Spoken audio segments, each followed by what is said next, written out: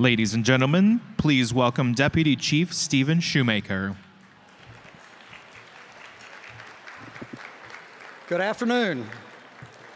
It's my distinct privilege to welcome all of you to the 27th anniversary 2 Days in May Conference Award Luncheon. But before we get started, could we please all have a moment of silence for the victims of crime in Ohio?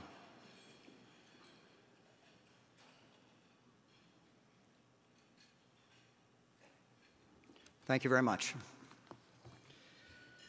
This is the final 2 Days in May conference in Attorney General DeWine's administration, and he has asked me to convey to you how much it has meant to him, how much he has enjoyed working with all of you in this room, and how proud he is and appreciative he is as to the work that you do each and every day.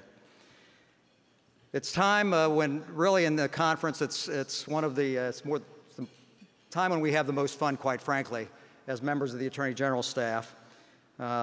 We have the ability here to recognize some outstanding individuals. At the same time, we recognize that there could be so many awards given in this room, so many people that are so deserving, and yet we have to just select just a few.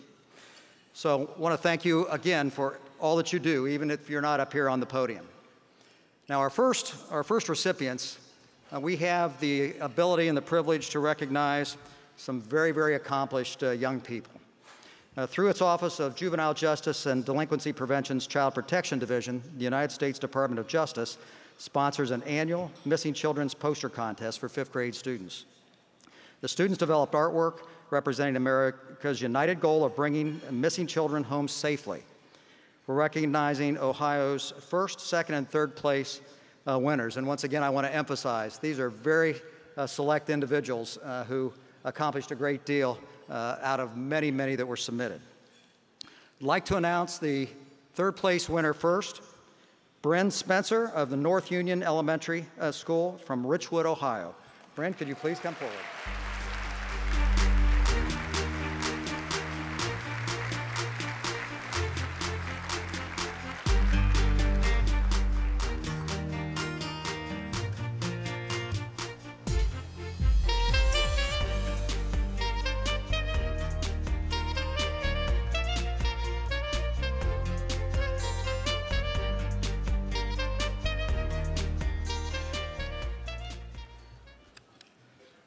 Our second place winner, Claire Johnson of Ridgewood Elementary School from Hamilton, Ohio. Claire, please come forward.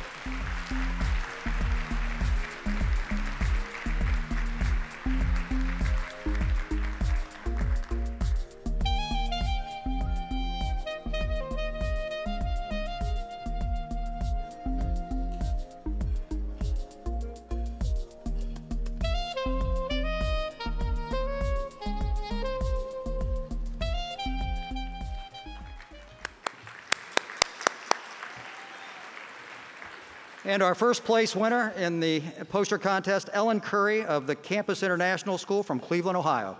Ellen, please come forward.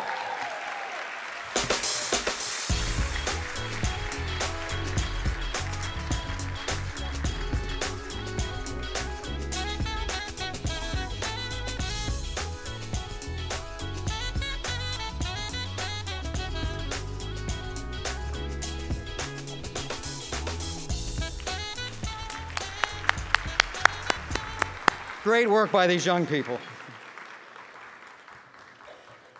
The next award that we have is an award that was initiated last year, and it's titled the Special Courage Award. Now, our winner this year, after her son was killed in a 2007 drive-by shooting in Cincinnati, this year's Special Courage Award winner has dedicated considerable time and energy to bringing attention to unsolved homicides. Through her nonprofit program, You Can Speak for Me, Hope Dudley also helps educate victims and their families, promotes an anti-violence message, supports grieving families, and takes part in community outreach activities. Please give it a round of applause for our Special Courage Award winner, Hope Dudley of You Can Speak for Me, Cincinnati, Ohio.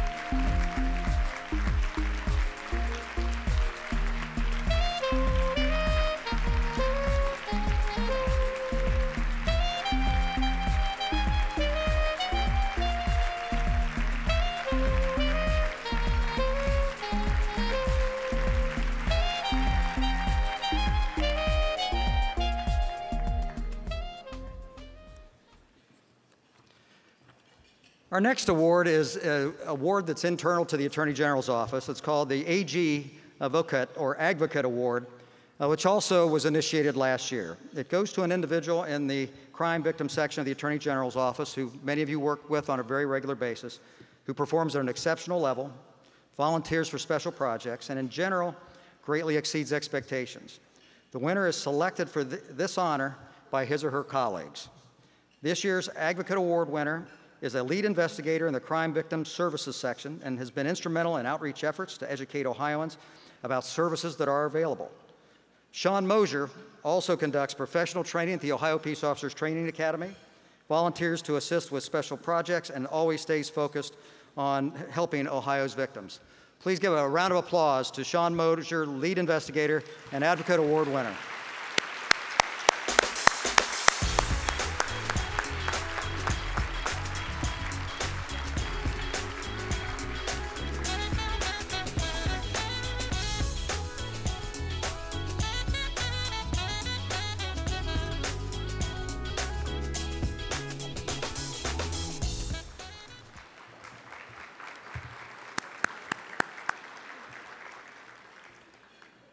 Our next award is the Promising Practice Award that goes to a program that has enhanced its organization or its services through projects that they have undertaken. Tremendous amounts of time, effort, creativity, and talent are invested in initiatives to better serve the victims of crime throughout this state. And we have a video that talks about our next award winners. Those winners are the Homicide Survivors Youth Initiative pilot program of the Cincinnati Police Department, that's also a combined unit with the Victims Assistance Unit of the Cincinnati Police Department, and Respect Our Witnesses from Hamilton County, Ohio. Please roll the video.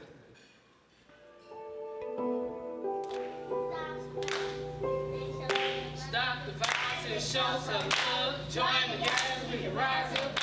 Homicide Survivor Youth Initiative. It was a pilot project that Cincinnati Police Department Victims Advocate Office CROW program decided that we needed to address the significant deficit in the youngest survivors of homicide, and those are the children. Is this a safe place? Yeah. Kids in the initiative have experienced the loss of a parent, maybe mom, maybe dad, maybe both, maybe a sibling or a close relative. My oldest son got murdered coming out of a nightclub.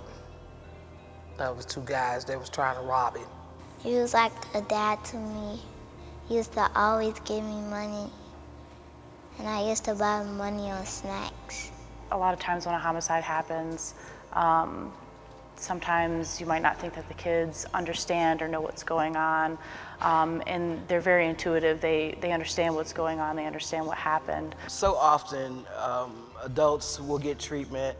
Adults are the focus. We felt as though we were not servicing all the family members unless we were servicing those youngest survivors and teaching them the ability to have a voice. The 7 to 9-year-olds learn yoga, healing through yoga.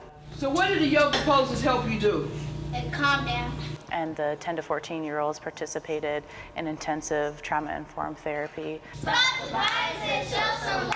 Join together, we can rise above. I feel that it was important for her to be involved because she lost her uncle.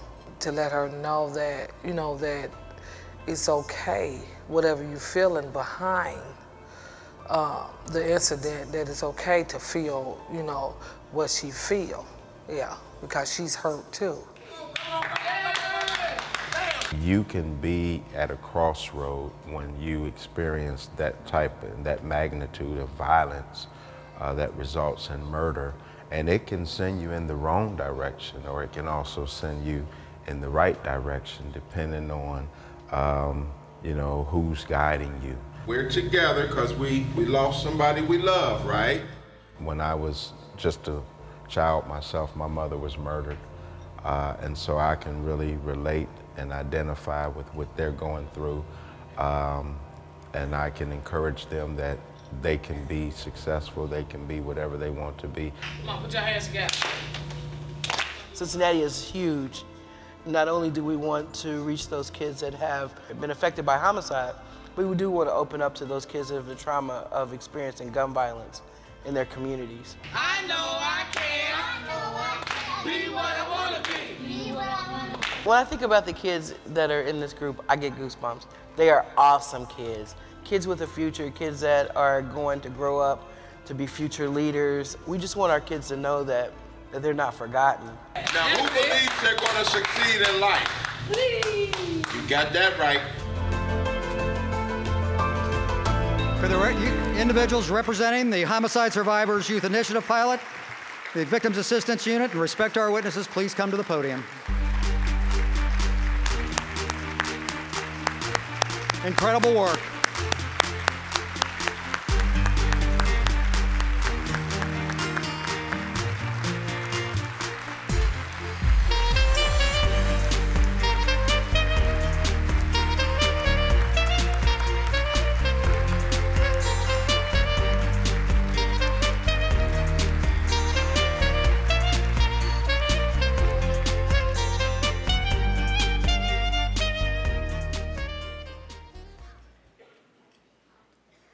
I think you can see why this is our favorite part of the conference.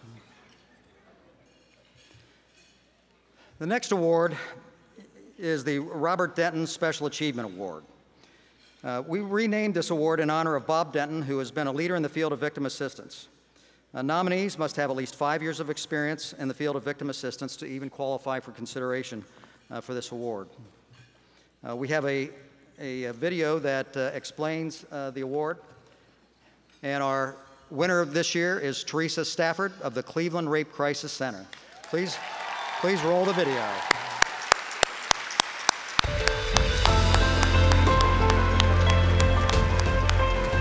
Hi, I'm Teresa Stafford, Senior Director of Victim Services and Outreach with Cleveland Rape Crisis Center, as well as the Cuyahoga County and Lake County SART Coordinator.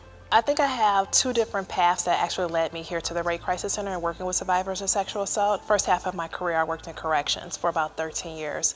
And a lot of those individuals that I engaged with had sexual trauma in their background. And the other path that got me here is a path that I didn't really recognize for years, was my own survivorship. I'm a survivor of childhood sex abuse. I wanted to help people who have experienced something similar to what I have to know that they can lead a healthy life after something so horrific. So I worked here for about 4 years as an advocate and moved up to a director. After 4 years, I got a call from the county prosecutor's office, somebody over there, and say, hey, we would like for you to come work over here and grow our witness victim program. After about 4 years, the Rape Crisis Center called me and said, hey, would you come back? And we're growing, and we have this opportunity for you to train professionals to help us with our regional expansion, grow our own advocacy department.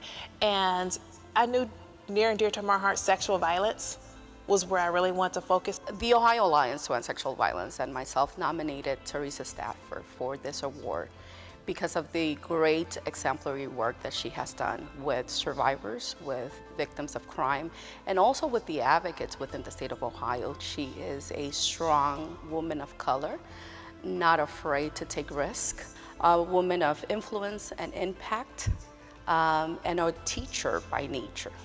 So we have the threat, coercion, and fraud, and we continuously see this, whether it's with our young girls that are being trafficked and our young gentlemen as well. Watching Teresa, she is a natural speaker and trainer and facilitator. I think for me, training is a big way we can get to having a trauma-informed response and making people really understand the unique challenges and needs that survivors of sexual violence have. One of the things I would love to accomplish, if we can get to a point where whatever survivor, wherever she is or wherever he is, and whatever they look like, I mean, they're getting the same response across the board. Being able to work with Teresa, seeing her passion, her understanding of system advocacy, as well as the role of women of color in this movement and in the state of Ohio has been a big impact. I think my biggest accomplishment is not any award that I have ever received. It's about standing there with that survivor as they navigate the systems. It's about changing systems so that it's a better response. That's the biggest reward. When that survivor at the end of the day feel like they were supported, I'm happy. Teresa, please come on up.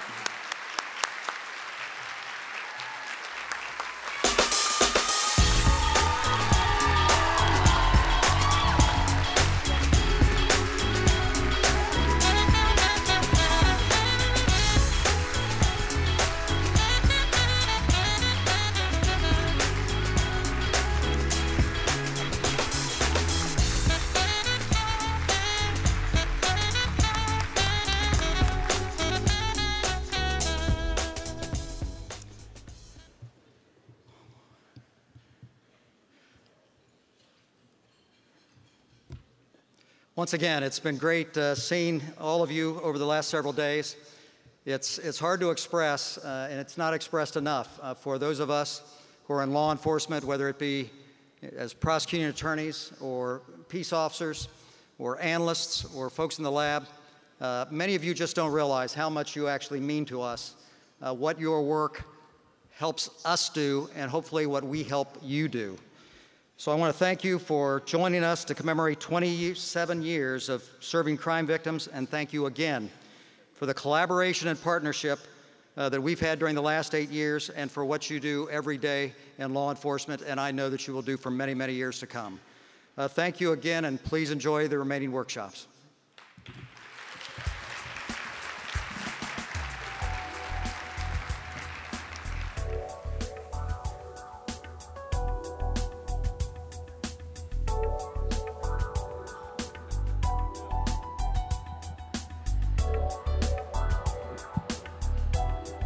Ladies and gentlemen, workshops 29 through 35 begin at 1:15. Once again, workshops 29 through 35 begin at 1:15. Thank you again for attending the 27th annual 2 Days in May Conference on Victim Assistance.